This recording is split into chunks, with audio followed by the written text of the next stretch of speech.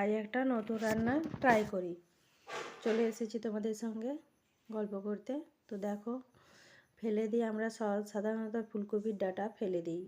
ফেলে না দিয়ে সেটাকে একটা সুন্দরভাবে রেসিপি যদি তৈরি করি, তাহলে দেখো খেতেও ভালো লাগে, এমন কিছু ফেলাও গেল না, তাই না?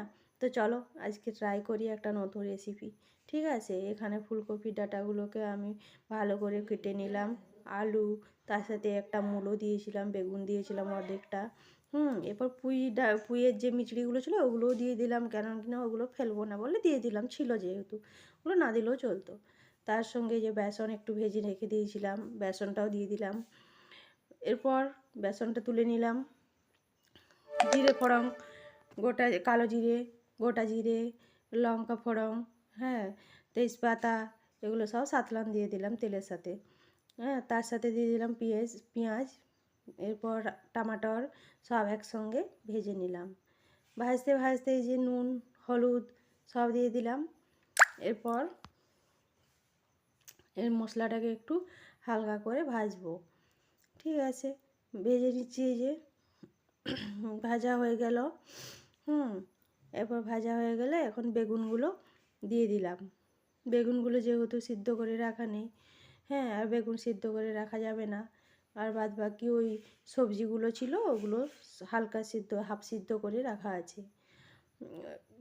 কপি ডাঁটা যেটা ছিল, আলু ছিল, মূলো ছিল, এগুলো সব হাফ সিদ্ধ করে রাখা আছে। এই যে বেগুনটাও বলতে বলতে ভাজা হয়ে গেল। বেগুন ভাজা হয়ে গেছে, বেগুন মশলার সাথেই ভাজা হয়ে গেল। হ্যাঁ,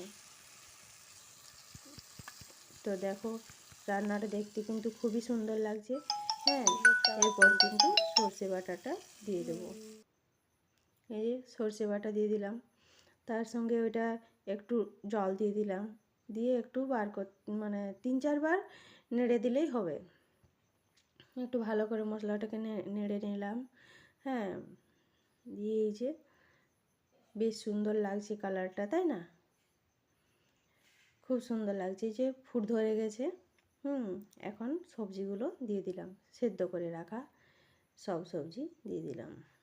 এই যে এবার কিছুক্ষণ নেড়ে চেড়ে হালকা করে এই যে একটু ভালোভাবে কষিয়ে নিলাম, দিয়ে এরপর জল দিয়ে দেবো। দিয়ে যে জলটা দিতে হবে, কারণ সবজিগুলো হাফ সেদ্ধ ছিল। এবার সবজিগুলো পুরো সেদ্ধ হতে তো একটু টাইম লাগবে। তো ততক্ষণকে দুবার ধরে নেড়ে চেড়ে ঢাকা দিয়ে আবার একবার দেখবো মাঝখানে যে সেদ্ধ হয়েছে কি না।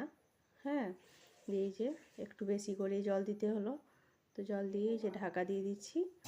তো এরপর হতে থাকুক। হ্যাঁ, ফিরে আসছি কিছুক্ষণ পর। এই যে রান্না রেডি। কেমন হয়েছে জানিও কমেন্টে অবশ্যই। এবং